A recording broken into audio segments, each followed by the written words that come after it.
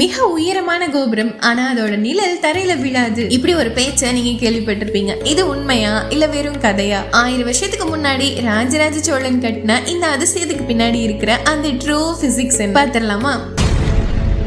முதல்ல ஒரு உண்மையை நம்ம புரிஞ்சுக்கணும். பெரிய கோவில் கோபுரத்தோட நிழல் தரையில விழும். ஆனா பல நேரங்கள்ல அது நம்ம கண்ணுக்கு தெரியாததுக்கு காரணம் இதோட பிரமிடிக்கல் ஜியோமெட்ரி. கோபுரத்தோட அடிப்பகுதி ரொம்ப அகலமாவும் உச்சி பகுதி குறுகலாவும் இருக்கிறதுனால சூரியன் உச்சியில இருக்கும்போது நிழல் தரையில விழாம கோவிலோட அந்த அகலமான அடித்தளத்து மேலேயே விழுந்துடுது. இதனாலதான் நிழல் விழாத மாதிரி ஒரு மாய தோற்றத்தை உருவாக்குது. நிழலை விட ஒரு பெரிய அதிசயம் இந்த கோவில்ல இருக்கு. அதுதான் இதோட இன்டர்லாக்கிங் டெக்னாலஜி.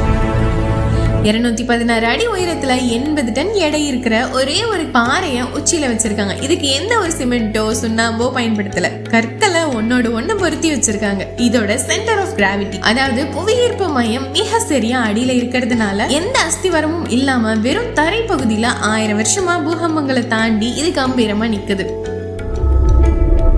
கோபுரத்தோட அந்த படிநிலை அமைப்பு சூரிய ஒளியை சிதறடிக்கும். இதனால நிழல் அடர்த்தியா விழாம ரொம்ப மங்களா தெரியும். இதத்தான் அந்த காலத்துல மர்மம்னு பேச ஆரம்பிச்சாங்க. ஆனா நிஜமான மர்மம் நிழல்ல இல்ல. 10 லட்சம் டன் கற்களை வச்சு ஒரு துளி சிமெண்ட் இல்லாம கட்டின அந்த பொறியியல் நுணுக்கத்துலதான் இருக்கு. தவறான தகவல்களை பரப்புறதை விட நம்ம முன்னோர்களோட உண்மையான இன்ஜினியரிங் அறிவை நம்ம உலகத்துக்கு கொண்டு போகணும். தஞ்சை பெரிய கோவில் ஒரு அதிசயம் மட்டும் இல்ல, இது தமிழனோட அறிவுத்திறனுக்கு ஒரு மிகப்பெரிய சாட்சி. வீடியோ பிடிச்சிருந்தா லைக் பண்ணிட்டு சேனல் சப்ஸ்கிரைப் பண்ணிக்கோங்க.